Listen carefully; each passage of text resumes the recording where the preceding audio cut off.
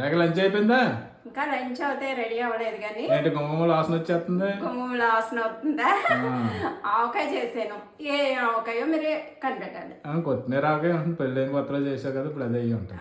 పెళ్ళైన కొత్తలో నేను చేయలేదు. మన పెళ్ళికి ఫంక్షన్ కి కొత్తిమీర ఆవకాయ పట్టారు. అప్పుడు ఆవిడని అడిగి నేను రెసిపీ అడిగి తెలుసుకున్నాను కదా, అప్పటి నుంచి పెడతాను. ఈసారి కదా ఇప్పుడు ఏంటో తినాలనిపించింది, ఈ చలికి బాగుంటుంది కదా అని పులుపులుగా నేను ఆవకాయ కొత్తిమీర ఆవకాయ చేశాను. ఇంకా గోంగూర పచ్చడి చేశాను. మీరైతే తినరు కదా, నా అందుకు నేను కొద్దిగానే చేసుకున్నాను, నా మటుకే చేసుకున్నాను అనమాట. చేస్తారు. ఇంకా చారు పెట్టాను. ఇంకా ఆలు ఫ్రై చెయ్యాలి.